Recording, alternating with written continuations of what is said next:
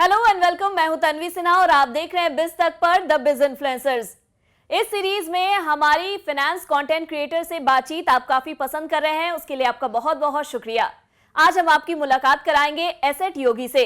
अगर आप social media पर फाइनेंस रिलेटेड कंटेंट को ट्रैक करते हैं तो आपने इनके इंफॉर्मेटिव वीडियोस जरूर ही देखे होंगे। इनके वीडियोस काफी प्रैक्टिकल होते हैं, वेल रिसर्च होते हैं। जी हाँ, मैं बात कर रही हूँ मुकुल मलिक जी की। चलिए उनसे आपकी मुलाकात कराते हैं। बहुत बहुत स्वागत है आपका मुकुल जी हमारे शो में। धन्यवाद आपने चैनल पे बुलाने के लिए। और मैं सोचता हूँ कि काफ़ी सवाल पूछने वाली हैं मुझसे। कोशिश करूँगा कि मैं ऑनेस्टली जवाब दे सकूँ। जी मुकुल जी, आपके चैनल का नाम है एसेट योगी, जो एक तरह से दिखाता है कि आपकी कंटेंट पे कितनी अच्छी पकड़ है। इस नाम के पीछे क्या कारण रहा? क्योंकि आजकल हम देखते हैं ना, लोग अपने चैनल को बनाते हैं और वो अपने नाम पर ही चैनल का नाम रखते हैं। हाँ, देखिए इसमें एक्चुअली 2-3 कारण रहे। पहला तो कि मुझे assetyogi.com डोमेन मिल रहा था जी। और मैं अपने नाम पे चैनल नहीं बनाना चाहता था। नाम पे चैनल बनाने का मतलब है कि फिर आपकी है ना एक लिमिटेड सोच हो जाती है। अब अगर हम एक ब्रांड क्रिएट करते हैं, जैसे आप लोगों ने भी बिज तक क्रिएट किया हुआ है, आज तक एक ब्रांड है, तो उसकी जो शेल्फ लाइफ है वो हमेशा ज़्यादा होती है। तो मेरा मानना था कि एक ब्रांड को हमें ज़्यादा चलाना चाहिए, जिससे कि खाली मैं ही क्रिएट ना करूं, कल को कोई और भी क्रिएटर आना चाहे तो हमारे चैनल पे डेफिनेटली आ सकता है। फिर दूसरा, एसेट का मतलब है कि आप किसी भी एसेट में इन्वेस्ट कर सकते हैं, है ना। तो इन्वेस्टमेंट्स ही मेरा मेन फोकस रहा है शुरू से। सो एसेट हमने हालांकि कोशिश करी थी कि हम पहले स्टार्टिंग में एक फोकस करें, एक नीश पकड़ें, तो हमने रियल एस्टेट से स्टार्ट किया। फिर प्लान ये था कि हम सब कुछ ही कवर करेंगे, धीरे धीरे स्टॉक मार्केट्स, बैंकिंग, इकोनॉमी, सब कुछ ही कवर करना शुरू कर दिया। योगी वाला पार्ट है कि आप थोड़ा सा अनइमोशनल होकर डिसीजंस ले पाएं, ठीक है। सो जैसे आप थोड़ा सा काम रहें, क्योंकि बहुत ज़्यादा पैशनेटली जब आप किसी चीज़ में इन्वेस्टमेंट करते हैं ना, आउट ऑफ इमोशन, तो वो कई बार उल्टी पड़ जाती है। तो काम रहना बड़ा ज़रूरी है। तो ये योगी शब्द हमें थोड़ा सा काम रहने के लिए हमेशा याद दिलाता है। जी, नाम तो बहुत बढ़िया है और लोग मुझे लगता है इसे काफ़ी ज़्यादा कनेक्ट भी करते हैं। एक अलग सा यूनिक सा नाम भी लगता है। एसेट की जहाँ बात होती है तो हम आपसे जानना चाहेंगे आपकी फाइनेंशियल जर्नी या फाइनेंशियल जर्नी के अराउंड की आपकी जो जर्नी थी उसकी शुरुआत कैसे हुई? कहाँ से आपको लगा कि आप इस फील्ड में आएंगे तो शायद आप ज़्यादा बेहतर कर सकते हैं? हाँ, देखिए इसमें भी 2 पार्ट हैं। पहला पार्ट ये है कि मुझे फाइनेंस का सीखने का कब उत्सुकता हुई मेरे को, मतलब कब क्यूरियोसिटी पैदा हुई, तो वो मुझे हुई जब मैं जॉब कर रहा था। मैंने अपना करियर मर्चेंट नेवी में शुरू किया था।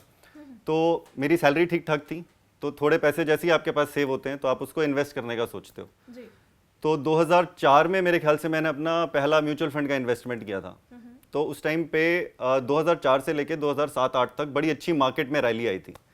तो मुझे वहाँ पे अच्छे रिटर्न्स मिले। हालांकि मैंने कोई बहुत ज़्यादा रिसर्च नहीं करी थी, बट क्योंकि राइजिंग टाइड के साथ सारे शिप्स भी ऊपर ही चले जाते हैं, तो मुझे भी अच्छे रिटर्न्स मिल गए। उसकी वजह से मुझे फाइनेंस में क्यूरियोसिटी आई कि यार ये चीज़ तो सीखने लायक है। तो स्टॉक मार्केट सीखने, हाँ पैसे बन रहे हैं, डेफिनेटली मोटिवेशन होता है हमेशा, पैसा एक काफ़ी बड़ा मोटिवेशन होता है। तो उसके बाद जब रुचि आई तो लगा कि यार फाइनेंस सीखना ही पड़ेगा। और उस टाइम पे ऐसा नहीं था कि इंटरनेट पे आप यूट्यूब पे कुछ देख लें तो आप सीख जाएं, या फिर आपके पास बहुत सारे वेबसाइट्स के ऑप्शंस हैं, कोई ऐसा खास लर्निंग प्लेटफॉर्म नहीं था। तो सीखने के लिए आप जनरली एमबीए करने जाते थे, हायर स्टडीज़ के लिए जाते थे, यही ऑप्शंस थे। तो वही एमबीए करने का सोचा। फिर एमबीए में फाइनेंस की पढ़ाई करी, तो फाइनेंस का तो ये हो गया। फिर फाइनेंस के बाद जब मैंने पढ़ लिया तो स्टॉक मार्केट का कीड़ा फिर से था। तो स्टॉक मार्केट के बारे में, पर्सनल फाइनेंस के बारे में पढ़ना शुरू किया। बहुत सारे ब्लॉग्स पढ़े। इंडिया में अपना पैसा करके एक ब्लॉग चलता था, हर्ष रुंगटा जी उस ब्लॉग को चलाते थे। फिर यूएसए में काफ़ी सारे ऐसे ब्लॉग्स थे। सीकिंग अल्फा एक ब्लॉग था काफ़ी अच्छा, नर्ड वॉलेट काफ़ी अच्छा ब्लॉग था, इनको मैं पढ़ता था। किताबें पढ़ी, पीटर लिंच की सबसे पहले किताब पढ़ी, one up on wall street. So ऐसे इन्वेस्टमेंट्स के अंदर रुचि आती गई और निवेश करते गए, थोड़े से लॉसेस झेले, फिर थोड़ा सा प्रॉफिट्स की तरफ आए। तो बाद में जर्नी में जब ये लगा कि अब ये चीज़ें हम शायद सिखा भी सकते हैं, मैंने बहुत सारी बेवकूफ़ियाँ करी हैं, सो दूसरे लोग ना करें और मुझे जितना समय लगा औरों को ना लगे। तो फिर हमने सोचा कि ये जर्नी हम अपनी शेयर भी करें लोगों के साथ। जी मुकुल जी, आपने काफ़ी जैसा बताया कि आपने शुरुआती दिन में ही इन्वेस्टमेंट को लेकर आपके में अवेयरनेस थी और आपने कहीं ना कहीं इन्वेस्टमेंट की शुरुआत की। कुछ अच्छा हुआ, कुछ बुरा हुआ और सीखते सीखते आप आगे बढ़े और आज लोगों को उसी से प्रेरणा भी दे रहे हैं, सिखा रहे हैं उसके बारे में। क्या आपको आपके बचपन में भी आपको इसी तरीके से ग्रूमिंग मिली थी, या आपका बचपन में मनी के साथ रिलेशनशिप कैसा रहा? परिवार में किस तरह का माहौल था पैसे को लेकर?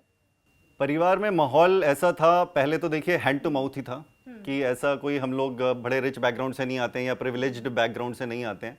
सो फादर गवर्नमेंट जॉब में थे, मदर भी वर्किंग नहीं थी, पहले टीचर की जॉब करती थी, लेकिन बाद में उन्होंने छोड़ दी थी कि भाई मुझे थोड़ा बच्चों पे फोकस करना है। तो मेरा जब 8th 9th क्लास तक था तो तब तक सिंगल अर्निंग ही थे मेरे फादर, तो हैंड टू माउथ ही रहता था जनरली। तो ऐसा है, मैंने कभी अपने पेरेंट्स को ये भी कहते हुए नहीं सुना कि हम एफडी करा रहे हैं, तो उतने भी पैसे नहीं बचते थे। तो ज़्यादा से ज़्यादा इतना ही होता था कि यार हम एक छोटी सी प्रॉपर्टी खरीद लें। उन्होंने कहीं पे एक 1 BHK का फ्लैट खरीदा, और उसको भी उन्होंने जब मेरी मदर को जब कुछ काम करना था, उन्होंने अपना एक बुटीक खोला वहाँ पे, तो वो खाली उसके लिए खरीदा। तो फिर उसकी आप EMI ही भर रहे हो बाकी की लाइफ में। तो हमारे पास अपना घर तो नहीं था, तो हम लोग स्टाफ क्वार्टर्स में रहते थे। मेरे father DDA Delhi development authority में काम करते थे। सो बचपन में ऐसा नहीं था कि हमें कोई बहुत ज़्यादा एक्स्ट्रा सेविंग्स दिख रही हैं, मदर फादर कहीं पे इन्वेस्ट कर रहे हैं। स्टॉक मार्केट के बारे में तो मतलब ऐसा लगता था कि यहाँ से तो दूर ही रहना है। और हर्षद मेहता का स्कैम हुआ था 92 में, ठीक है, तो उस टाइम पे मतलब सारे पेरेंट्स ये बोलते थे कि इस फील्ड से तो एकदम ही दूर रहना है। तो ज़्यादा से ज़्यादा अगर कहीं से घर से कोई सीख भी मिलती थी तो वो कहते थे कि या तो FD करा लो या रियल एस्टेट में इन्वेस्ट कर लो। तो मार्केट से तो दूर दूर तक कोई रिलेशन नहीं था। सो बचपन ऐसा था। बट वही जैसा मैंने आपको बताया कि जब मैंने वो म्यूचुअल फंड में पहली बार रिटर्न्स टेस्ट करे तो बड़ी क्यूरियोसिटी आई। तब लगा होगा कि अरे इससे तो और ज़्यादा पैसे बन सकते हैं। हालांकि आपने रियल स्टेट को लेकर बताया कि फैमिली में भी कहीं ना कहीं रियल स्टेट को प्रमोट किया जाता था। आपने बताया कि आपने भी शुरुआती दिन में या आपका इंटरेस्ट है रियल स्टेट में, क्या आपको लगता है उसमें आज के वक्त में इन्वेस्टमेंट करना लोगों को अच्छा रिटर्न दे सकता है? देखिए, वक्त कुछ नहीं होता है, वक्त तो जब आपके पास पैसा है वही वक्त सही है। कहीं पे भी आप इन्वेस्ट करना चाहें तो रियल एस्टेट में हर वक्त अच्छा है जब भी आपके पास पैसे हैं। बट केयरफुल सिलेक्शन ज़रूरी है। केयरफुल सिलेक्शन, जैसे स्टॉक्स में भी केयरफुल सिलेक्शन ज़रूरी है, सिमिलरली रियल एस्टेट में भी केयरफुल सिलेक्शन ज़रूरी है।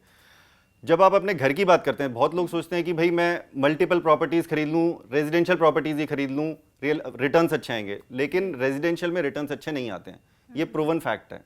वहाँ पे आपको मुश्किल से 3-4% का जितना या फिर 5% का इतना ही रिटर्न मिलता है। कैपिटल एप्रिसिएशन, थोड़ा बहुत आपको रेंटल यील्ड मिल जाता है, तो जस्ट इन्फ्लेशन मैच हो पाता है। लेकिन एक बड़ा सा सीधा सा सिद्धांत है इन्वेस्टमेंट का कि हम इन्फ्लेशन को बीट कर पाएं। इन्फ्लेशन को बीट कौन सी आपकी इन्वेस्टमेंट कर पाती है? अगर खाली पर्टिकुलर रियल एस्टेट की बात करें तो या तो कमर्शियल प्रॉपर्टी बीट कर पाती है या फिर प्लॉट्स बीट कर पाते हैं। तो अगर आप इन्वेस्टमेंट पॉइंट ऑफ व्यू से देखते हैं तो मेरे ख्याल से इन दो में इन्वेस्ट करना चाहिए। और मेरी अपनी सीख ये रही है कि आपको रेंटल यील्डिंग प्रॉपर्टीज़ में इन्वेस्ट करना चाहिए, यानी कि जहाँ से इनकम आए। कई बार हम प्लॉट खरीद लेते हैं, वो डेड प्रॉपर्टी हो जाती है, कई सालों तक कोई भी रिटर्न नहीं देती, हम उसको बेच भी नहीं पाते हैं। तो लिक्विडिटी बड़ी इंपॉर्टेंट है। तो आप ऐसी जगह निवेश करें जहाँ से या तो आपको कुछ कैश फ्लो आता रहे हर महीने, या फिर आप उस चीज़ को बेच पाएँ, उसकी लिक्विडिटी थोड़ी अच्छी हो, मार्केट में उस चीज़ की डिमांड हो। अच्छा, यहाँ पर मेरे मन में एक सवाल आ रहा है कि अगर रियल स्टेट लेने की, आपने बताया ना कि वैसे प्रॉपर्टीज़ को ले सकते हैं जिसमें आपको रेंटल यील्ड मिल जाए, तो लेकिन अगर हमारे पास उतने पैसे नहीं है तो क्या ये एडवाइजेबल होगा, या आप एडवाइस करेंगे या वाइज होगा ये काम करना कि EMI पर अगर कोई अपनी प्रॉपर्टी ले और उसके बाद फिर उसको रीपे करता रहे और साथ में फिर उसमें वो रेंट पर वो किसी को दे दे, तो क्या ये मैच कर पाएगा कहीं जाकर? क्या ये बेनिफिशियल हो पाएगा? ये देखिए, ये आपको कैलकुलेशन करनी होगी। ये कैलकुलेशन बड़ी सिंपल है कि अगर आपका रेंट इतना आ रहा है कि आपकी EMI से ज़्यादा आ रहा है, जो इंडिया में जनरली पॉसिबल नहीं हो पाता है रेजिडेंशियल में, तो ठीक है, तो ये शायद पॉसिबल हो सकता है कमर्शियल प्रॉपर्टी में। या फिर आपने आज एक प्लॉट खरीद लिया, उस पर 10 साल बाद कंस्ट्रक्शन करी, तो आपकी जो कॉस्ट ऑफ एक्विजिशन है वो 10 साल बाद कम हो गई, क्योंकि आपने प्लॉट आज की कीमतों पे खरीद लिया था। तब ये चीज़ें पॉसिबल होती है। लेकिन अगर आप रेजिडेंशियल प्रॉपर्टी को इन्वेस्टमेंट पॉइंट ऑफ व्यू से देख रहे हो और EMI पे आप सोच रहे हो कि EMI पे लेके मैं उससे रिटर्न्स कमा लूँ, तो ये पॉसिबल आज की डेट में इंडिया में नहीं हो पाता है। बाहर के देशों में हो जाता है, डेवलप्ड कंट्रीज़ की अगर हम बात करें तो। लेकिन आप EMI पे अपना घर ज़रूर खरीद सकते हैं, क्योंकि घर को मैं इन्वेस्टमेंट के पॉइंट ऑफ व्यू से नहीं देखता हूँ। घर हमें एक पीस ऑफ माइंड देता है। एक घर हमारे पास होना चाहिए, मेरा ऐसा मानना है। आप मेन अर्बन सिटी में नहीं खरीद पा रहे हैं, दिल्ली मुंबई में नहीं खरीद पा रहे हैं, कहीं पे सब अर्बन एरियाज में खरीद लीजिए, या फिर आपका कोई नेटिव प्लेस है, वहाँ पे आप कभी सेटल होना चाहेंगे तो वहाँ खरीद लीजिए। आपको पीस ऑफ माइंड बहुत अच्छा देगा। और आप जो भी काम करते हैं, आप वो काम अच्छे से कर पाएंगे, एक सिक्योरिटी आपको देता है वो। जी, कहीं ना कहीं डिजिटल स्पेस में आज ये काफ़ी ज़्यादा इस पे डिबेट भी चलते हैं और लोग बहुत सारे कंटेंट भी बनाते हैं कि आपको घर खरीदना चाहिए या रेंट पे रहना चाहिए। बट कहीं ना कहीं जो हमारी इंडियन सोसाइटी बनी हुई है जिस तरीके से, एक अगर अपना घर हो तो वो काफ़ी ज़्यादा पीस देता है और आप जैसे कहते हैं ना कि लास्ट में आपको लगता है कि आपके पास अपना कुछ है। बिल्कुल, बाकी बिल्कुल। आपने जो इन्वेस्टमेंट की बात शुरुआत में बताई थी उसमें आपने ये बात बोला कि जब पैसे हैं तो इन्वेस्टमेंट आप किसी भी चीज़ में कर सकते हैं, लेकिन कम पैसों के साथ भी इन्वेस्टमेंट जर्नी की शुरुआत अगर किसी को करनी हो तो वो कैसे कर सकता है? क्योंकि कोई ज़रूरी नहीं है अगर हर बार कोई सोचे कि मेरे पास एक्स अमाउंट ऑफ मनी हो जाएगा फिर मैं इन्वेस्टमेंट जर्नी की शुरुआत करूंगी तो वो एक्स तक कभी पहुंच भी ना पाए। जी देखिए, यहाँ पे म्यूचुअल फंड्स एक बहुत ही अच्छा अल्टरनेटिव है। म्यूचुअल फंड्स से आप अपनी शुरुआत कर सकते हैं क्योंकि आप बहुत छोटी शुरुआत भी कर सकते हैं वहाँ से। प्लस वो एक पैसिव फॉर्म ऑफ इन्वेस्टमेंट है, आपको एकदम से बहुत कुछ लर्निंग नहीं चाहिए। ठीक है, आपको एकदम से सडनली स्टॉक रिसर्च जैसे ही नाम आता है लोग एकदम घबरा जाते हैं, फिर वो स्टॉक्स की तरफ कभी ज़िंदगी में देखते भी नहीं है। तो आप शुरुआत के लिए म्यूचुअल फंड्स ट्राई कर सकते हैं। थोड़ा बहुत पैसा आप, जैसे ये आपका 80C के अंदर आपको टैक्स इन्वेस्टमेंट्स करनी होती हैं, आपकी टैक्स सेविंग होती हैं, वो आप सबसे पहले कर लीजिए। उसके अंदर आपको चाहे वो PPF हो, EPF हो, वो देखिए, सुकन्या समृद्धि स्कीम है, ऐसी बहुत सारे ऑप्शंस हैं। ELSS की स्कीम है जहाँ पे आप म्यूचुअल फंड में टैक्स सेविंग भी कर सकते हैं। इस टाइप के अगर आप ऑप्शंस उठाते हैं वो आपके लिए शुरुआत में बड़ा अच्छा रहेगा। और मेरा ऐसा मानना है कि धीरे धीरे हर किसी को अपनी फाइनेंशियल एजुकेशन जर्नी ज़रूर शुरू करनी चाहिए। एक बार आपने म्यूचुअल फंड्स ट्राई कर लिए, थोड़ा सा कभी आपको पैसे हुए, आपने अपना घर खरीद लिया, फिर आपको डायरेक्ट स्टॉक्स की तरफ मूव करना चाहिए। क्योंकि अल्टीमेटली मेरा ऐसा मानना है कि इंडिविजुअल के पास जो पावर और चॉइस है वो इंस्टीट्यूशन के पास भी नहीं है। म्यूचुअल फंड्स देखिए, मार्केट अगर बहुत ज़्यादा हॉट चल रही है, बहुत ज़्यादा चढ़ी हुई है, आपको लगता है मुझे इस टाइम पे निवेश नहीं करना चाहिए, लेकिन अगर आपने म्यूचुअल फंड को पैसा दे दिया तो वो इन्वेस्ट करेगा। क्योंकि उनकी पोजीशन ऐसी है कि वो ज़्यादा कैश पे बैठ नहीं सकते, 10% से ज़्यादा कैश होल्ड नहीं कर सकते। लेकिन इंडिविजुअल के पास तो फ्री चॉइस है, वो कुछ भी कर सकता है, उसको जब मन करे वो इन्वेस्ट करे, जब मन करे वो ना करे। और ऐसा काफ़ी सारे ऑथर्स ने लिखा भी है अपनी किताबों में। जोल ग्रीनब्लैट इसके बारे में बात करते हैं कि इन्वेस्टमेंट अगर कोई इंडिविजुअल करता है उसकी पावर और चॉइस किसी इंस्टीट्यूशन के पास नहीं है। इंस्टीट्यूशन को बिलियंस ऑफ डॉलर्स डालने हैं, उनके पास चॉइस कितनी है, वो तो बहुत सारे स्टॉक्स में पैसा डालेंगे, मतलब वो ऐसे स्टॉक्स में डालेंगे जहां पे बहुत सारा पैसा निवेश हो सके, है ना। लेकिन हम तो किसी भी स्टॉक में पैसा डाल सकते हैं, कितने भी पैसा डाल सकते हैं, है ना। तो ये जो पावर और चॉइस एक इंडिविजुअल के पास है, मैं समझता हूँ कि इंस्टीट्यूशंस के पास नहीं है, इसीलिए सीखना जरूरी है। वही मेरे मन में सवाल भी आ रहा था कि चॉइस और पावर तो हमारे पास है, लेकिन वो पावर को कैसे हम उसका इनकैश कर सकते हैं, कैसे यूज कर सकते हैं, उसके लिए आपको नॉलेज अपना बढ़ाना पड़ेगा, उसके बारे में पढ़ना होगा, समझना होगा, और तभी आप अपने हार्ड अर्न मनी उसमें इन्वेस्ट करें तो वो एक अच्छा रिटर्न फ्यूचर में आपको दे सकेगा। जैसा कि आप अपनी जर्नी के बारे में बता रहे थे, आपने बताया कि आपने मर्चेंट नेवी में आप थे, उसके अलावा फिर आपने कुछ कंपनीज में भी काम किए। इस दौरान भी आपको बहुत कुछ सीखने को मिला होगा, क्योंकि आपने जब काम किया होगा तो आपके कुछ सेविंग रहती होगी, फिर आप उसको इन्वेस्टमेंट करने की सोचते होंगे। क्या लर्निंग रही इस पीरियड में जिसने आपको और बेहतर करने के लिए मोटिवेट किया? देखिए, मैं जॉब कर रहा था, पहले मैंने बताया मर्चेंट नेवी में मैं जॉब कर रहा था, लेकिन वहाँ उस टाइम पे फाइनेंस की नॉलेज कम थी, तो फाइनेंस में मैंने MBA कर लिया। उसके बाद मैंने 2 कॉर्पोरेट जॉब्स करी। पहले मैं L&T में था, लार्सन एंड टूब्रो, वहाँ पे डेवलपमेंट प्रोजेक्ट्स में था। तो वहाँ पे भी हम लोग फाइनेंस का ही काफ़ी कुछ काम करते थे, हमें प्रोजेक्ट्स को बिड करना होता था, फाइनेंशियल मॉडल बनाते थे। तो फाइनेंस की ट्रेनिंग तो वहीं से ही शुरू हो गई थी। पहले हमने उसकी एजुकेशन, एक फॉर्मल एजुकेशन ले ली, फिर प्रैक्टिस में भी उसको काफ़ी किया, तो फाइनेंस में पकड़ अच्छी हो गई थी, फाइनेंस में और रुचि भी आ गई थी। मैं पैरेलली, मैं जैसे आपको बता रहा था कि मैं काफ़ी सारे ब्लॉग्स पढ़ता था, पर्सनल फाइनेंस, खुद का इन्वेस्टिंग स्टार्ट कर दी। 2009-10 में मैंने डायरेक्ट स्टॉक्स में इन्वेस्ट करना शुरू कर दिया था। तो उस टाइम पे इनफैक्ट काफ़ी लोग बोलते, एक बड़े फेमस ऑथर हैं पीटर लिंच, उनकी मैंने किताब पढ़ी थी, वन अपॉन वॉल स्ट्रीट। तो वो बोलते हैं कि आपको अपने सर्कल ऑफ कॉम्पिटेंस में पैसा डालना चाहिए। सो जिसका मतलब है कि हम अपने आसपास जो देख रहे हैं या जिस तरीके की हम कंपनीज में काम कर रहे हैं उन्हीं में पैसा डाल लेते हैं। तो वो बात तो मैंने उनकी सुन ली, लेकिन उन्होंने सेकंड बात भी बोली थी कि आपको रिसर्च भी करनी चाहिए उसके बाद। तो मैं इंफ्रास्ट्रक्चर में काम कर रहा था, मैंने अगर 5-6 स्टॉक्स उठाए, उसमें से 4 स्टॉक्स मैंने इंफ्रास्ट्रक्चर के उठा लिए। और इंफ्रास्ट्रक्चर एक ऐसी इंडस्ट्री है जो हाईली लेवरेज होती है, वहाँ पे है ना लोन बहुत उठाए जाते हैं। तो अगर इतने ज़्यादा लोन होते हैं तो वो कंपनी के डूबने के चांसेस भी बहुत बढ़ जाते हैं। और मैंने ऐसी 3-4 कंपनीज में पैसा डाला जो एक्चुअली डूब गई, जिसमें से ये यमुना एक्सप्रेस वे है, वो एक कंपनी ने बनाया था जेपी इंफ्रा, वो स्टॉक बिल्कुल ख़त्म हो गया। तो इस टाइप की मैंने काफ़ी गलतियां करी।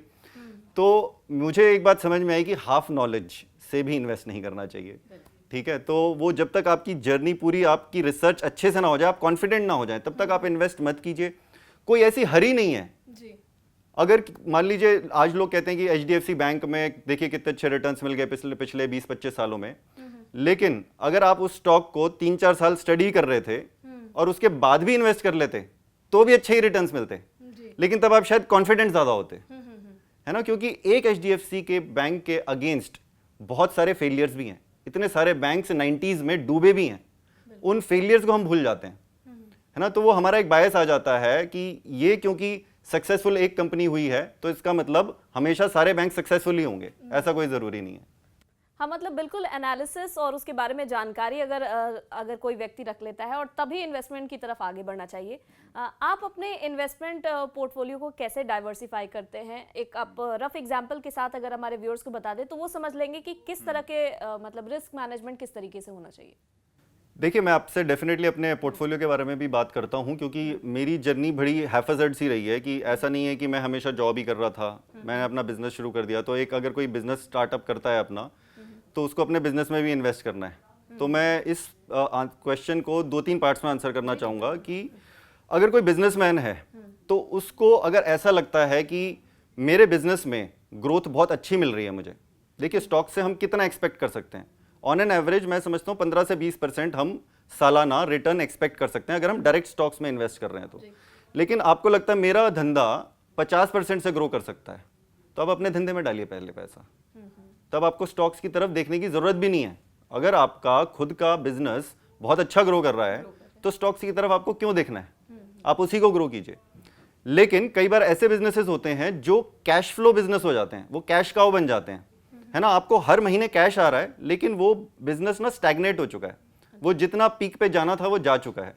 अब आपके पास हर महीने लेकिन कैश बहुत आता है, अब स्टॉक्स आपके लिए बहुत अच्छी इन्वेस्टमेंट हो जाते हैं, क्योंकि आपके पास हाथ में कैश हो, हर महीने आपके पास कुछ ना कुछ कैश आता है, ठीक है। फिर तीसरी कैटेगरी आ जाती है प्रोफेशनल्स की, यानी कि जो या तो फ्रीलांसर की तरह काम करते हैं या फिर कुछ लोग जॉब करते हैं, उनके पास हर महीने कुछ ना कुछ पैसा आता रहता है। तो उनके लिए अगर शुरुआती दौर है उनका, तो वो एसआईपी में इन्वेस्ट करें, म्यूचुअल फंड्स में इन्वेस्ट करें, जहां पे एक आदत लग जाए, उनको एक डिसिप्लिन बन जाए कि हर महीने मेरे को कुछ ना कुछ इन्वेस्ट करना है। धीरे धीरे आपने स्टॉक्स का सिलेक्शन आपको अच्छा लगने लगा, आपने उसके बारे में जान लिया, नॉलेज बढ़ गई आपकी, आप डायरेक्ट स्टॉक्स भी रिसर्च कर पा रहे हैं, तो आप उसमें भी इन्वेस्ट करना शुरू कर दीजिए और हर महीने इन्वेस्ट करना शुरू कर दीजिए। यहाँ पे भी कुछ रफ रूल्स होते हैं। अगर आप यंग हैं तो आपको इक्विटी में, स्टॉक्स में ज़्यादा पैसा डालना चाहिए, है ना। और पहले जैसे हमने बात करी कि वो जो टैक्स प्लानिंग है ना, वो तो आप कर ही लीजिए। वो जो 1.5 लाख रुपए बचाने होते हैं ना इन्वेस्टमेंट वाले, वो तो सबसे पहले बचा लो, क्योंकि टैक्स सीधे अगर आप मान लीजिए 20% 30% के ब्रैकेट में, वो तो एकदम से सेविंग हो गई आपकी। वो टैक्स तो आपको सरकार कह रही है बचाने को, आप नहीं बचा रहे, तो फिर हमारी बेवकूफ़ी है ना। वो सबसे पहले आप कर लीजिए। उसके बाद अब हमें पोर्टफोलियो थोड़ा सा डाइवर्सिफाई करना है। तो अगर आपको लग रहा है कि भाई मेरी इनकम ठीक ठाक है, मुझे घर खरीदना है, वो आपकी प्रायोरिटी है, तो आप वो खरीद सकते हैं अगर वो बहुत ही प्रायोरिटी पे आता है तो। लेकिन स्टॉक्स का जो एक रफ रूल बोलते हैं वो आपका होता है 100 minus your age should be your stock investment. अगर किसी की एज 30 साल है तो 100 माइनस 30 यानी कि 70% एलोकेशन आपका स्टॉक्स की तरफ जा सकता है, स्टॉक्स या म्यूचुअल फंड्स, यानी कि इक्विटी एलोकेशन आपका इतना हो सकता है। अब रही बात मेरी, तो मैं अब कैसे इन्वेस्ट करता हूँ। तो पहला तो मैंने रियल एस्टेट में इनिशियली काफ़ी इन्वेस्ट किया था, मेरी बेवकूफ़ी भी थी, एक ही जगह पे ज़्यादा आप इन्वेस्ट कर रहे हो, पर मुझे लगता था शायद ये अब सर्कल ऑफ कॉम्पिटेंस है मेरा, तो उस वजह से कर रहा था। लॉसेस भी हो गए थोड़े, लीगल केसेस। आप मोटिवेटेड रहे उसी में इन्वेस्टमेंट करने के लिए? कुछ टाइम तक तो डेफिनेटली रहा। मेरा एक गोल था कि मुझे रेंटल इनकम बनानी है, मेरी फाइनेंशियल फ्रीडम आएगी वहाँ से, वो मैंने बना ली, ठीक है। फिर एक बार आपका वो हो जाता है तो उसके बाद मतलब ऐसा नहीं है कि मैंने ये किया तो सबको ये करना चाहिए। एक एग्जाम्पल से लोग सीख समझ सकते हैं कि अगर आपकी सिचुएशन। हाँ, सो मेरा पोर्टफोलियो ऐसा रहा कि शुरू में बहुत ज़्यादा स्क्यूड था टुवर्ड्स रियल एस्टेट, लेकिन अब आज कट टू 2022 में आज की बात करूं, इस फाइनेंशियल ईयर में मेरा रियल एस्टेट में 0 इन्वेस्टमेंट है। तो अभी मेरा 100% इन्वेस्टमेंट इक्विटी में जा रहा है। इक्विटी में कैसे जा रहा है कि मेरा 80-90% पैसा अपने बिजनेस में लग रहा है ना, तो वो भी तो इक्विटी है। जैसे मैंने आपको बताया कि अगर बिजनेस में मुझे लगता है कि यार यहाँ मेरे पास कंट्रोल है, मेरे पास शायद ग्रोथ अपॉर्चुनिटी यहाँ ज़्यादा है, तो मैं वहाँ ज़्यादा इन्वेस्ट करूँगा। और मैंने 1-2 स्टार्टअप्स में भी इन्वेस्ट किया है इस साल में, तो वहाँ पे भी मुझे लगा कि पब्लिक कंपनीज से ज़्यादा ग्रोथ अपॉर्चुनिटी शायद यहाँ पे मेरे को मिल सकती है। सो अल्टीमेटली देखिए, हर किसी की personal finance is very personal, तो आपको क्या सूट करता है वो बड़ा इंपॉर्टेंट है। और आप जब भी कोई कंटेंट देखते हैं तो वो आप चॉइसेस के लिए देखिए कि मार्केट में मेरे पास चॉइसेस क्या क्या हैं। सो हम अपने चैनल पे भी बात इसी तरीके से करते हैं कि जरूरी नहीं है कि मैंने आपको बता दिया पीपीएफ के बारे में तो मैंने भी पीपीएफ में पैसा डाल दिया। ये एक चॉइस है ना। अब मेरी बेटी है, मैं उसके लिए हर साल सुकन्या समृद्धि योजना में पैसा डाल देता हूँ, ठीक है। हर किसी की बेटी होना जरूरी नहीं है जी, बिल्कुल। है ना, हो सकता है किसी की शादी ना हुई हो। सो ये personal finance is very personal. So मेरे हिसाब से आप अपनी चॉइसेस देखिए, अपनी नॉलेज बढ़ाते रहिए और आपको क्या सूट करता है और आपकी वो सिचुएशन क्या है उस टाइम पे, उसके हिसाब से इन्वेस्ट कीजिए। जी, जैसा कि अभी आप अपने पोर्टफोलियो मैनेजमेंट की बात भी कर रहे थे, हम ये जानना चाहेंगे क्या आप वर्चुअल डिजिटल एसेट्स पर विश्वास रखते हैं? आप क्रिप्टो या एनएफटी ये सब में भी इन्वेस्टमेंट करते हैं? नहीं, मैंने पर्सनली क्रिप्टोज एनएफटीज में कभी कोई इन्वेस्टमेंट नहीं करी है। और देखिए इसमें ऐसा मैं ये भी नहीं कह रहा हूँ कि जो क्रिप्टो या एनएफटी में इन्वेस्ट करते हैं वो गलत हैं। अब अगर विराट कोहली क्रिकेट खेलता है तो ये जरूरी नहीं है कि जो फुटबॉल खेलता है वो गलत हो गया, जी बिल्कुल, है ना। तो ये डिपेंड करता है कि किसकी क्या स्ट्रेंथ है। क्रिप्टो मेरी स्ट्रेंथ नहीं है और दूसरा मुझे समझ में कम आता है, ठीक है। किसी को समझ में ज्यादा आता है तो वो डेफिनेटली उसमें इन्वेस्ट कर सकता है, ठीक है। एनएफटीज का भी सेम है। एनएफटीज में शायद ऐसे लोग इन्वेस्ट करते हैं जिनको एंटीक चीजें समझ में आती हैं, उसमें कि टाइम वैल्यू के साथ ये चीज बढ़ सकती है, इसका हम अप्रिसिएशन ज्यादा कर सकते हैं। पर्सनली मैं उतना ज़्यादा इन्वॉल्व नहीं रहा हूँ इनमें, ठीक है, तो वो मेरा स्ट्रेंथ एरिया नहीं है। मेरा ये मानना है कि हमें गेम वो वाला खेलना चाहिए जो हमारा स्ट्रॉन्ग एरिया हो। अगर मेरे को क्रिकेट में मैं अगर स्ट्रॉन्ग हूँ तो मैं क्रिकेट ही खेलूंगा ना, मैं क्यों एकदम से फुटबॉल में जाऊंगा। और दूसरा, जैसे हम पहले बात कर रहे थे कि हमारा जो पैसा है वो ऑल्टरनेटिव, उसका क्या बेस्ट ऑल्टरनेटिव हो सकता है, वो पैसा कहाँ जाए। अब लोग कहते हैं कि क्रिप्टो में 10 गुना पैसा हो गया, तो क्या स्टॉक्स में नहीं हुआ, है ना। मेरा सवाल ये है, तो क्या ऐसे स्टॉक्स नहीं थे जिनमें 10 गुना पैसा हो सकता था? बिल्कुल था, और उसी पीरियड में हुआ है। जिस पीरियड में क्रिप्टो अगर 10 गुना हुआ है, उसी पीरियड में बहुत सारे स्टॉक्स ऐसे थे जो 10 गुना हुए हैं। सो अगर मेरा वो स्ट्रेंथ एरिया है, मैं वहां पे अगर क्रिकेट अच्छा खेल सकता हूं तो मैं वहां खेलूंगा, है ना। तो मेरा ऐसा मानना है कि जिसको जो गेम पसंद है और जिस गेम का वो खिलाड़ी अच्छा बन गया है उसे वो खेल खेलना चाहिए। ऐसे ही ब्लॉकचेन टेक्नोलॉजी के बारे में अगर पूरी नॉलेज या जानकारी नहीं हो या बेसिक्स आप उस पर बहुत ज़्यादा कॉन्फिडेंट नहीं हो तो एडवाइजेबल, जैसे आप बाकी सब स्टॉक के बारे में या बाकी कॉन्सेप्ट के बारे में बता रहे हैं, जब तक आपको उसके बारे में जानकारी नहीं होगी उसमें इन्वेस्टमेंट करना इज़ लाइक आप एक ब्लाइंड गेम खेल रहे हैं, आप अपने आप के पैसे ऐसे ही वेस्ट कर रहे हैं, कहीं वो कुछ गलत जा सकता है। तो शायद ये भी एक तरह से हम कह सकते हैं। आपने अपनी जर्नी के बीच बीच में आपकी जर्नी के बारे में मैं वापस लौट जा रही हूँ, थोड़े से ऐसे सवाल जो हमारे ऑडियंस को इन्वेस्टमेंट जर्नी की तरफ आगे ले जाए और कुछ आपके बारे में जानना चाह रही हूँ।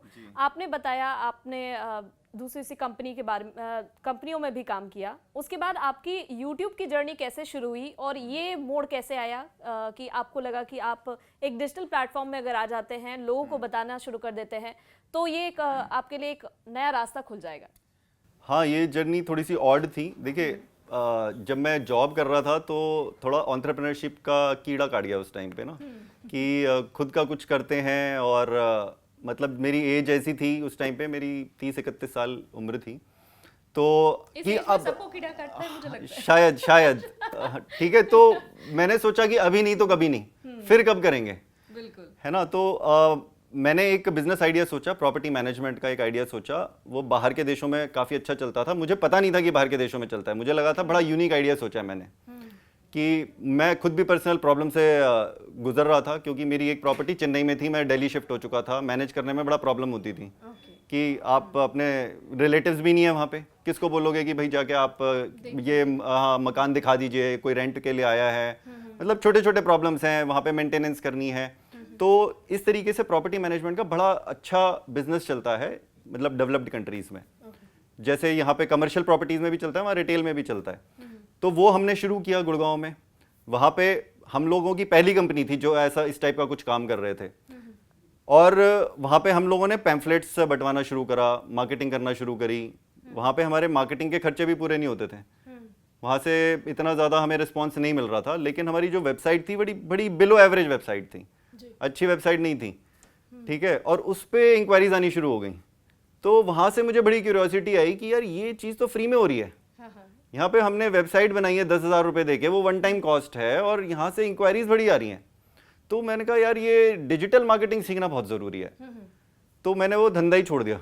मैं घर पे अपना नौकरी छोड़ के, धंधा छोड़ के, घर पे यूट्यूब लेके बैठा, वेबसाइट लेके बैठा कि अब इसको ही सीखते हैं कि डिजिटल मार्केटिंग कैसे होती है, सोशल मीडिया में क्या चल रहा है। उस टाइम पे खैर यूट्यूब वीडियोस वगैरह नहीं थे, ये बात 2013-14 की है। तो बैंडविड्थ इतनी नहीं होती थी। आप अगर अपने मोबाइल पे अगर वीडियो चला देंगे तो गोल गोल ही घूमता रहता था, है ना। वो वैसा ज़माना था, जियो तब तक नहीं आया था, डेटा इतना सस्ता नहीं हुआ था, आप वीडियो खाली अपने वाईफाई पे देखते थे, है ना। तो वीडियोस बनाना उस टाइम पे सेंस नहीं बन रहा था। हालांकि मैंने ट्राई कर लिया था 2014 में ही वीडियो बनाने का। अच्छा। घर पे ही एक ग्रीन स्क्रीन लगाया और रिकॉर्ड करके देखा, लाइट्स वाइट्स लगा के। मतलब आप अर्ली बर्ड्स में से एक हैं। ट्राई करने में तो थे बट लगा था कि ये राइट टाइम नहीं है। तो उस टाइम पे मैंने ब्लॉगिंग स्टार्ट करी, assetyogi.com अपना वो खरीदा डोमेन, और वहाँ पे ब्लॉगिंग स्टार्ट करी। वहाँ पे हमें ट्रैक्शन भी अच्छा मिलना शुरू हो गया। और फिर एक मोमेंट ऐसा आया, वहाँ से मतलब मेरे को गूगल एड से भी ठीक ठाक पैसे आ जाते थे, मैं सस्टेन कर पा रहा था। 1-2 स्टार्टअप्स के साथ कंसल्टिंग स्टार्ट कर दी थी, सो जस्ट सस्टेनेबल हो पा रहा था। लेकिन फिर वीडियोज़ की जर्नी जो मैंने देखी कि एंटरटेनर्स आ गए बहुत सारे, टेक यूट्यूबर्स आ गए, तो और जियो आ चुका था, तब लगा कि this is the right moment. और तब तक मेरे पास 30-40 वीडियो रिकॉर्डेड थे, रिकॉर्ड में पहले ही कर चुका था कि जब टाइम आएगा तो इनको हम डालना शुरू कर देंगे। तो फिर हमने 2017 में वो डालना शुरू कर दिया, और पहले इंग्लिश में डाल रहा था, फिर उसके बाद लोगों का रिस्पॉन्स आया कि उस तरीके का कंटेंट शायद हिंदी वाले लोग ज़्यादा देख रहे थे। तो हिंदी मेरी एनीवे फर्स्ट लैंग्वेज है, तो आई वाज क्वाइट कंफर्टेबल, तो इमीडिएटली हिंदी पे स्विच किया, और फिर हमें ट्रैक्शन और अच्छा मिलना शुरू हो गया, and that's how it happened. और आज बहुत सारे लोग हैं जो आपके वीडियोस देखते हैं। हालांकि आपके वीडियोस की जर्नी के बारे में जैसा कि हमने सुना भी है और हम देखते भी हैं कि ऐसा नहीं है कि आप उसको मतलब आपने उसका एकदम फिक्स किया हुआ है कि आज मुझे वीडियो डालना ही डालना है, या इस कंटेंट पे आप वो कैसे सिलेक्शन करते हैं, किस तरह के वीडियोस आपको बनाने हैं और किस टाइम पे डालना है, ताकि आपके जो भी आपके सब्सक्राइबर्स हैं वो आपके साथ हमेशा बने रहें। देखिए ये बड़ा अच्छा सवाल है। आइडियली तो मेरा ऐसा मानना है कि हमें हफ्ते में 2-3 वीडियोस तो डालने चाहिए। अभी हम नहीं डाल पा रहे हैं क्योंकि थोड़ा सा प्रायोरिटी प्रोडक्ट पे है, वहाँ पे टाइम मेरा बहुत ज़्यादा कंज्यूम हो जाता है। बट एक फ्रीक्वेंसी होनी चाहिए कि हाँ आप डेडिकेटेड टाइम पे आप वो वीडियो डालेंगे तो आपको ऑडियंस को एक आदत पड़ जाती है कि हाँ अब हम एक्सपेक्ट कर सकते हैं। हाँ तो अभी हम उतना ज़्यादा तो फ्रीक्वेंसी नहीं है, but ideally may be in next 2-3 months वो फ्रीक्वेंसी काफ़ी बढ़ जाएगी, एक बार हम प्रोडक्ट वगैरह लॉन्च कर लें। और दूसरा सवाल था आपका कि हमें क्या सवाल था, सॉरी, टॉपिक्स लेने चाहिए। हाँ अब बात आती है जी, हमारा दूसरा सवाल था कि हमें टॉपिक्स किस तरीके के लेने चाहिए। तो हमारा बड़ा सिंपल है कि टॉपिक्स हम वो लेंगे जो एक लेमैन को अपनी डेली लाइफ में ज़रूरत है। हर आदमी अब ऐसा नहीं है कि खाली स्टॉक्स में ही इन्वेस्ट करना चाहता है, वो गाड़ी भी खरीदता है, वो अपना शायद घर भी खरीदेगा, वो उसको अपनी टैक्स सेविंग भी करनी है, उसको टैक्स प्लानिंग भी करनी है। तो ऐसा कोई भी टॉपिक जो एक लेमैन को हेल्प कर सकता है वही हमारा टॉपिक होता है। तो इसी तरीके से आप अपनी जर्नी को आगे बढ़ा रहे हैं। हम यहाँ पर बीच में आपसे जानना चाहेंगे कि अगर कोई फुल टाइम अगर मार्केट में इन्वेस्ट करना चाहता है, फुल टाइम इन्वेस्टर बनना चाहता है स्टॉक मार्केट में, क्योंकि एक आपने बताया म्यूचुअल फंड्स के थ्रू कर सकते हैं, वो अपने स्टॉक्स के थ्रू उसमें इन्वेस्टेड रह सकते हैं, लेकिन अगर कोई फुल टाइम इन्वेस्टर बनना चाहता है तो वो क्या कर सकता है और किस तरीके से आप इसको देखते हैं?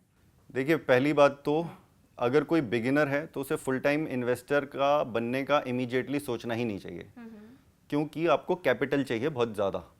क्योंकि फुल टाइम इन्वेस्टर का मतलब है, मान लीजिए मैं एक एग्जांपल देता हूँ, अगर किसी को 1 लाख रुपए की अगर उसकी इनकम है एक साल, एक महीने की, 1 लाख रुपए महीने कमाने के लिए स्टॉक से कितना टाइम लगेगा, कितनी कैपिटल चाहिए उसको। अगर वो मान लीजिए 12-15% भी रिटर्न कमाता है, मैं कंजर्वेटिव साइड पे ले लेता हूँ, अगर 12% रिटर्न कमाता है तो भी उसको 1 करोड़ रुपया चाहिए। साल का तब जाके 12 लाख होगा और महीने का 1 लाख होगा, है ना। तो 1 करोड़ रुपए तो कैपिटल आपको सबसे पहले चाहिए। और फिर उस 1 लाख से ऐसा नहीं है कि आप उसको मल्टीप्लाई कर पाएंगे, वो 1 लाख से आप घर का खर्चा भी करेंगे, आप हो सकता है उसमें से 50,000 तो घर का खर्चा ही कर लेंगे, तो 50,000 ही बच रहा है, तो वो 50,000 ही री इन्वेस्ट होगा। तो बेहतर ये है कि जब हम अपने शुरुआती दौर में हैं, जो हम काम बेस्ट करते हैं उसका रिटर्न हमें सबसे ज़्यादा मिलता है, ठीक है। अगर हम इन्वेस्टिंग, हमें लगता है कि यही हमारा सबसे ज़्यादा पैशन है, इसमें हम फुल टाइम करना चाहते हैं, तो आप खाली अपना पैसा मत मैनेज कीजिए, आप दूसरों का भी पैसा मैनेज कीजिए। देन आप देखेंगे बाहर के जितने भी बड़े बड़े इन्वेस्टर्स हैं, इंक्लूडिंग वॉरेन बफेट, ठीक है, उन्होंने दूसरों का पैसा मैनेज किया है। दूसरे लोग बर्कशायर के अंदर पैसा डालते हैं या फिर उनके इंश्योरेंस के अंदर बहुत सारा पैसा आता है, उनके पास कैश जनरेट होता है, उस पैसे को इन्वेस्ट किया जाता है। वो सारा पैसा वॉरेन बफेट का खुद का नहीं है। सो अगर कोई बिल्कुल फुल टाइम इन्वेस्टिंग के अंदर घुसना चाहता है तो या तो वो एक पूरा बिजनेस मॉडल बनाए उसके अराउंड, और वो अपना ही पैसा नहीं दूसरों का भी पैसा मैनेज करे, तब शायद ये पॉसिबल है। अदरवाइज उसको 15-20 साल जो वो कर रहा है वही करते रहना चाहिए, और उसको एक बहुत बड़ी कैपिटल बनानी पड़ेगी, और वो कैपिटल इतनी होनी चाहिए कि उससे जो उसको मंथली रिटर्न्स आए वो उसकी लग्जरी को मीट कर पाएं, और उससे वो जितना पैसा बचेगा उसका वो री इन्वेस्ट भी कर पाए। ट्रेडिंग का मतलब हो गया कि जो लोग डेली बेसिस पे ट्रेड करते हैं, या फिर मतलब लेस देन 1 ईयर अगर हम जब स्टॉक्स को खरीदते बेचते हैं, वो थोड़ा ट्रेडिंग की तरफ चला जाता है। सो हम इन्वेस्टिंग की बात कर रहे हैं। ट्रेडिंग में बहुत सारे फुल टाइम ट्रेडर्स हैं जो अच्छा रिटर्न्स कमा लेते हैं। वो फुल टाइम अगर हम उसकी बात करें तो उसमें आपकी कैपिटल रिक्वायरमेंट कम हो जाती है। तो अगर इन्वेस्टमेंट करना है तो उसके लिए भी आप बता रहे हैं कि इतना आपके पास कैपिटल होना चाहिए ताकि आप रेगुलरली उसमें इन्वेस्टमेंट कर सके और उसमें आप फुल टाइम अपना डेडिकेट कर सकें। जी, हम स्टॉक मार्केट में जो भी उतार चढ़ाव देखते हैं उसमें बहुत सारे इकोनॉमिक फैक्टर्स हैं जिसका असर पड़ता है, और उसी के कारण स्टॉक के प्राइसेस बढ़ते हैं और घटते हैं। इंडियन और वर्ल्ड इकोनॉमी के कंसेप्ट को कैसे समझते हुए अगर कोई इन केस अगर कोई नई शुरुआती जर्नी अपनी आगे बढ़ा रहा है स्टॉक मार्केट में इन्वेस्टमेंट को लेकर, तो वो इंडियन इकोनॉमी वर्ल्ड इकोनॉमी को कैसे समझते हुए और उसके हिसाब किताब को करते हुए स्टॉक्स को रीड कर सकता है? इसको जानने का क्या टूल हो सकता है, या कोई बुक्स हो सकते हैं, या कुछ कोर्सेज हो सकते हैं, या क्या करें वो? जी देखिए, यहाँ पे ना 2 अप्रोच होती हैं इन्वेस्टिंग की। एक होती है टॉप डाउन अप्रोच और एक होती है bottom up approach. Top down approach होती है जहाँ पे हम मैक्रो इकोनॉमिक्स को स्टडी करते हैं, जैसे कि पूरी दुनिया में क्या हो रहा है, आज यूएसए में क्या हो रहा है, डेवलप्ड कंट्रीज में क्या हो रहा है। फिर हम आते हैं कि उसकी वजह से इंडिया में क्या होगा, या फिर इंडिया की पॉलिसीज़ कैसी चल रही हैं, कौन से सेक्टर्स के अंदर ज़्यादा इन्वेस्टमेंट्स होने वाली हैं। फिर उससे हम आते हैं कि यहाँ पे बहुत अच्छी अच्छी कंपनीज कौन सी निकल के आएंगी। दूसरा तरीका होता है, कोई सही या गलत नहीं है, आपको क्या अच्छा लगता है वो डिपेंड करता है, ठीक है, या आपको क्या सूट करता है। दूसरा होता है कि हमने आसपास अपने कंपनीज देखी, हम कोई टूथपेस्ट यूज़ करते हैं, हमने देखा कि यार ये मेरे ख्याल से अगर हम यूज़ कर रहे हैं, बहुत लोग सडनली शायद आप देखते हैं कि वो यूज़ करते हैं, फिर आप देखते हैं कि ये कंपनी लिस्टेड तो नहीं है ना। ऐसी बहुत सारी कंपनीज हैं, अब जैसे नेस्ले, डाबर, HUL, या फिर हम बैंक्स देख रहे हैं, दुनिया भर के बैंक्स सब लिस्टेड कंपनीज हैं ये। अगर आपको लगता है कि ये मेरे लिए शायद अच्छा हो सकता है कोई, अब जैसे मैं कई बार एक एग्जांपल देता हूँ कि एक बैंक है जो ऑटो स्वीप फैसिलिटी देता है करंट अकाउंट के अंदर भी, है ना, ये बड़ी यूनिक सी चीज़ है। तो आपको लगेगा कि ये तो बहुत सारे बिजनेसेस को फायदा होता होगा इस वजह से, इसका मतलब बहुत सारे अकाउंट शायद इस बैंक में मूव कर रहे होंगे। तो अगर आप इस तरीके की ऑब्जर्वेशन कर रहे हैं तो आपको लगता है कि अगर ये कंपनी लिस्टेड भी है तो क्यों ना इसके अंदर इन्वेस्ट किया जाए, और इन्वेस्ट करने से पहले अपनी रिसर्च शुरू कर दें। सो ये होती है बॉटम अप अप्रोच, तो जहां पे आपने पहले कंपनी को आइडेंटिफाई किया, उसके बाद उसके ऊपर रिसर्च करी। सो जैसे भी आपको सूट करता है, जो भी स्टाइल आपको सूट करता है, वो उस पर आप जा सकते हैं। जी, आपने बताया YouTube जर्नी की आपकी शुरुआत कैसे हुई। आपने ऑलरेडी बैंक करके रखा हुआ था वीडियोस, और उसके बाद फिर जैसे ही आपको राइट मौका लगा, जब 4G कनेक्शंस आ गए और अब तो 5G भी आने वाला है, तो ऐसे में आपने उसमें अपनी जर्नी की शुरुआत कर दी। आज आप कंटेंट बनाते हैं। हम आपसे ये समझना चाहेंगे, एक फाइनेंस कंटेंट क्रिएटर होने के नाते कितनी बड़ी रिस्पॉन्सिबिलिटी इसको आप समझते हैं? जी, ये बड़ा अच्छा सवाल पूछा है आपने, और थोड़ा सा कंट्रोवर्शियल टॉपिक हो गया आजकल, क्योंकि अभी पीछे ही एक क्रिप्टो कंपनी थी जो बैंकरप्ट हो गई। वो आई थिंक क्रिप्टो करेंसीज के ऊपर FD प्रॉमिस कर रहे थे जी। और कुछ क्रिएटर्स को बैकलैश भी काफ़ी झेलना पड़ा। अब जैसा मैंने पहले बताया कि हम, वो कंपनी हमारे पास भी आई थी वैसे प्रमोट करने के लिए, बट हमारा एक है सिलेक्शन क्राइटेरिया कि कुछ चीज़ें जो हमें नहीं जमती वो उन पे हम कंटेंट नहीं बनाते हैं जी। तो मेरे हिसाब से वो जो एक कंपनी है क्रिप्टो, पहली बात तो पहले ही बहुत वेरी हाई रिस्क कैटेगरी में आता जी। है ना। सो और NFTs ये सब वेरी हाई रिस्क हैं, डेफिनेटली वेरी हाई रिवॉर्डिंग भी हैं। तो पहला तो ये कि इसमें मेरे हिसाब से आपको बहुत ज़्यादा अपना नेटवर्थ का पैसा नहीं डाल देना चाहिए, आपको 5% से ज़्यादा नहीं डालना देना चाहिए।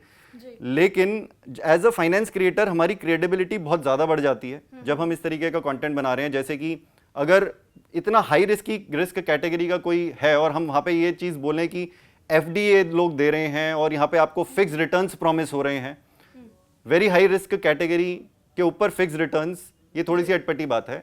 मेरे ख्याल से थोड़ा सा एज क्रिएटर्स हमें अपनी रिसर्च को और बढ़ाना होगा। और मैं किसी क्रिएटर के अगेंस्ट नहीं हूँ, देखिए हर कोई अपने लर्निंग जर्नी में जाता है। मेरे ख्याल से जिन भी क्रिएटर्स की बात भी हुई वो आई थिंक उन्होंने भी कुछ ना कुछ सीख ली होगी। सो क्रेडिबिलिटी मेरे हिसाब से, जब हम फाइनेंस की बात करते हैं, लोगों का पैसा वहाँ पे इन्वॉल्व है, क्रेडिबिलिटी बहुत ज़्यादा इंपॉर्टेंट है। आप अगर किसी ब्रांड को प्रमोट कर भी रहे हैं तो बहुत ज़्यादा मेरे ख्याल से ड्यू डिलिजेंस कर लेना चाहिए। आप उसके अंदर अपना खुद का पैसा डाल रहे हैं नहीं डाल रहे हैं, और जो भी वो प्रोडक्ट है कितना हाई रिस्क कैटेगरी में है। जी जी, ये इस जर्नी के बीच में आपका कोई ऐसा इंटरेस्टिंग एक्सपीरियंस रहा जब आपको लगा हो कि आपके इस तरह के कंटेंट बनाने के जरिए आपने लोगों के लाइफ में काफ़ी ज़्यादा इम्पैक्ट किया है, या कोई एक एनेक्डोट जो आपको याद रहा हो आपने किसी सब्सक्राइबर के साथ, वो ज़रूर हमारे साथ शेयर करें। जी, ऐसे वैसे कमेंट्स तो बहुत आते हैं, मुझे हर कमेंट ही अच्छा लगता है जहाँ पे भी कोई बोलता है ना कि आपकी वजह से हम इन्वेस्टमेंट कर पाए। मैं आपके ऑफिस में आया, किसी ने बोला कि हम आपका चैनल देखते हैं, मुझे वो भी बड़ा अच्छा लगा। ठीक है, तो मुझे कोई भी, कई बार मैं खाना खाने जाता हूँ कहीं पे, किसी ने पहचान लिया, मुझे तो वो भी बहुत अच्छा लगता है।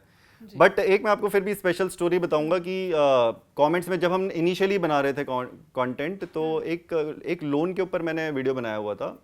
तो उसमें किसी ने आके लिखा कि मैं सुसाइड करना चाहता हूँ, मैंने बहुत सारा लोन लिया हुआ है और मुझे लोग आके परेशान कर रहे हैं, जिस भी NBFC या किसी XYZ कंपनी से लिया होगा उन्होंने। तो वहाँ पे लोग अब ऑब्वियसली रिट्रीव करना चाहते हैं अपना लोन, तो वो लोग धमकियाँ देते हैं, और ये काफ़ी कॉमन प्रैक्टिस है, बट गलत प्रैक्टिस है ना। तो मैंने उनको समझाया, कमेंट्स में ही समझाया कि वो इलीगल है, वो ऐसा नहीं कर सकते, और आप अपना पुलिस के पास जाइए, उनकी कंप्लेंट कर दीजिए। तो बड़ा रिलीफ महसूस हुआ उनको, और उनका मेरे पास बाद में रिप्लाई आया, ईमेल लिखा उन्होंने कि आपकी वजह से मैंने अपना डिसीजन बदल दिया। तो वो मेरे लिए एक बड़ी अचीवमेंट थी।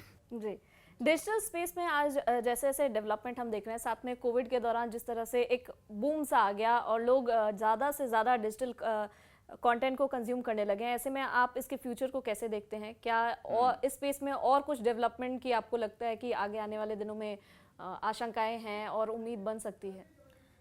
जी देखिए, ये पहली बात तो दुनिया में 3-4 कंपनियां हैं जो ये डिसाइड करती हैं कि आगे क्या चलेगा, और फिर कंपटीशन आ जाता है, वो डिसाइड करता है कि अब क्या चलेगा। पहले यूट्यूब ने डिसाइड किया कि लॉन्ग फॉर्म चलेगा, ठीक है, फिर टिकटॉक ने कहा कि नहीं, शॉर्ट फॉर्म भी चल सकता है, ठीक है। टिकटॉक का शॉर्ट कंटेंट चलने लगा, इंडिया में बैन हो गया, तो इंस्टाग्राम ने कहा कि अब हम टिकटॉक बनेंगे, इंडिया के टिकटॉक बनेंगे। सो ये मेरे ख्याल से वो कंपनीज डिसाइड कर रही हैं, ना कि हम डिसाइड कर रहे हैं कि क्या चलेगा। हम तो फॉलो कर रहे हैं कि क्या चल रहा है। आज की डेट में शायद शॉर्ट कंटेंट ज़्यादा चल रहा है। पर्सनली आप मेरे से पूछेंगे, मुझे लॉन्ग फॉर्म ज़्यादा पसंद है। मैं कई बार, अगर मेरे को खुद भी कुछ सीखना होता है, मैं 1-1 घंटे के वीडियोस भी देखता हूँ, और ऐसा नहीं है उनको मैं 1.5x या 2x पे देखता हूँ, क्योंकि मुझे वो एक्सपीरियंस अच्छा नहीं लगता। तो मैं पर्सनली आज भी लॉन्ग फॉर्म को प्रेफर करता हूँ, स्पेशली कुछ सीखने के लिए। शॉर्ट कंटेंट मैं समझता हूँ कि एक क्यूरियोसिटी क्रिएट कर सकता है लोगों में। तो अगर किसी ने 30 सेकंड का 40 सेकंड का एक वीडियो बना दिया, तो वो क्यूरियोसिटी क्रिएट करने के लिए अच्छा है, लेकिन अगर उसको सच में कुछ सीखना है ढंग से, तो उसे लॉन्ग फॉर्म पे ही जाना चाहिए। लेकिन कहीं ना कहीं लोगों के मतलब वो टाइम स्पैन ऑफ कंसंट्रेशन में भी काफ़ी कमी आ गई है, इसलिए भी मुझे लगता है कि धीरे धीरे लॉन्ग फॉर्म ऑफ कंटेंट से लोग स्विच कर रहे हैं। लेकिन हर चीज़ों को आप ऐसे फास्ट में और छोटे में आप समझ नहीं सकते हैं, तो वो हर चीज़ के साथ अप्लाई नहीं हो सकती है कि आप शॉर्ट कंटेंट को प्रमोट करें या शॉर्ट कंटेंट में ही आप उन चीज़ों को बता दें। अंत में मेरा एक सवाल होगा कि फिनेंशियल फ्रीडम की तरफ अगर किसी को आगे बढ़ना है, और ये टर्म काफ़ी ज़्यादा मतलब यूज़ किया जाने लगा है, मुझे लगता है कि इधर पिछले 2-3 सालों में फिनेंशियल फ्रीडम चाहिए, या आप किस तरीके से पैसिव इनकम को ग्रो करेंगे, फिनेंशियल फ्रीडम की शुरुआत कैसे हो सकती है? क्या उसका कोई टाइमलाइन फिक्स होना चाहिए कि इस उम्र तक आप फिनेंशियल फ्रीडम को अचीव कर ले? वो कैसे लोग डिटरमाइन करते हैं कि फिनेंशियल फ्रीडम आपको आज मिल गई है? देखिए, फाइनेंशियल फ्रीडम की डेफिनेशन हर आदमी अपने हिसाब से सेट करता है। पहली बात तो फाइनेंशियल फ्रीडम मैं ये समझता हूँ कि ये है कि आपको टाइम फ्री हो जाए आपका, कि आप जो शायद करना चाहते हैं वो कर पाएं, है ना, और आपके पास आपके जो डेली के खर्चे हैं वो पूरे हो पाएं, आप भले ही उसके लिए काम ना करें। तो वो फाइनेंशियल फ्रीडम है जो ब्रॉडली हम समझते हैं। सो फाइनेंशियल फ्रीडम किसी को अचीव करनी है, तो पहली बात तो शायद कहीं ना कहीं उसको वो जो एग्जिस्टिंग काम कर रहा है वो पसंद नहीं आ रहा, है ना, शायद वो इसलिए सोच रहा है कि मैं अर्ली रिटायरमेंट ले लूँ, अपनी फाइनेंशियल फ्रीडम अचीव कर लूँ। लेकिन अगर किसी को वो काम ही पसंद है, वो अपना पैशन ही फॉलो कर रहा है, मैं तो रिटायर नहीं होना चाहता, ठीक है, ऑल्दो मेरे पास फाइनेंशियल फ्रीडम है, फाइनेंशियल फ्रीडम आप अचीव करिए, और मेरे ख्याल से शायद सबको उसकी तरफ जाना भी चाहिए कि आप अपने आप को सिक्योर कर लें, है ना। फाइनेंशियल फ्रीडम का मतलब यही है, आप भले ही अपने पैशन को भी फॉलो कर रहे हैं, जो भी जॉब कर रहे हैं उसको कर रहे हैं, लेकिन आपके पास इतना बैकअप हो गया कि देखिए, फाइनेंशियल फ्रीडम का ये भी मतलब है कि जैसे अगर मेडिकल इमरजेंसी आ गई, हम कल को काम ही नहीं कर पाए, तो वो फाइनेंशियल फ्रीडम हमें हेल्प करेगी कि हमारे डेली के खर्चे नहीं रुकेंगे, हमें फैमिली को फिर भी प्रोटेक्ट करके चलना है, राइट। सो फाइनेंशियल फ्रीडम तो मेरे हिसाब से हर किसी को देखना चाहिए, करना चाहिए। लेकिन ये जो अर्ली रिटायरमेंट का कॉन्सेप्ट है, शायद उन लोगों पे एप्लीकेबल होता है जो एक्चुअली जो करना चाहते हैं वो शायद नहीं कर पा रहे हैं। मैं समझता हूँ कि आप वो जो काम करना चाहते हैं वही करिए, आप सबसे पहले उसी चीज़ में जाइए, वो लंबा चलेगा फिर। जी। लास्ट में एक छोटा सा रैपिड फायर राउंड, जिसके जरिए हम कोशिश करेंगे आपके बारे में हमारे व्यूअर्स और बेहतर तरीके से जान सके। कुछ छोटे से सवाल होंगे, उसके 1 वर्ड अगर आप आंसर दे सके तो well and good, otherwise minimum words में आप उसके जवाब दे दें। 5 साल में आप अपने आप को क्या देखते हैं, आपका अल्टीमेट गोल क्या है या एम क्या है? CEO of product company fintech space में। अपने आप को अगर आपको एक शब्द में डिस्क्राइब करना हो तो क्या होगा? एंटरप्रेन्योर। अभी तक आपका बेस्ट इन्वेस्टमेंट क्या रहा?